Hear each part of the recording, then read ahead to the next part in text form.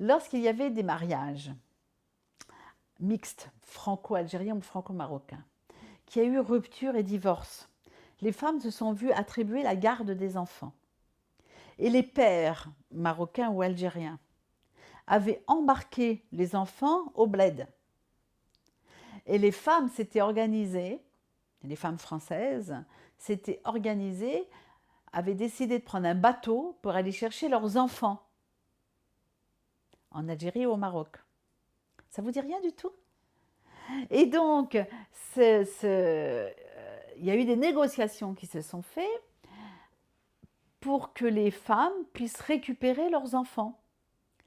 Et des négociations ont abouti à des conventions franco-algériennes et franco-marocaines, permettant aux femmes algériennes, aux femmes françaises mariées avec des Algériens ou des Marocains, dont la justice avait donné le droit de garde des enfants à la femme, de ramener les enfants en France. Figurez-vous que nous, Françaises, et bien là encore une fois, on était les indigènes. C'est-à-dire qu'on n'avait pas les mêmes droits que les femmes françaises, parce qu'on était d'origine marocaine ou algérienne. On était exclus de cette convention. On ne pouvait pas, nous, revendiquer le droit, parce qu'on avait été marié à un Algérien ou à un Marocain, et qu'on était d'origine algérienne et marocaine, on n'avait pas le droit de demander la garde de nos enfants en France.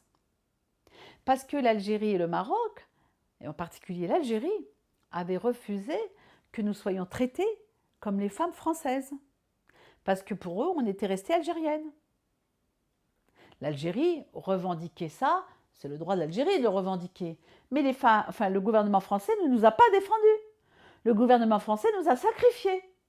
Pour signer la convention pour les femmes franco-françaises, ils ont abandonné les femmes franco-algériennes. De nouveau, on était devenus les indigènes.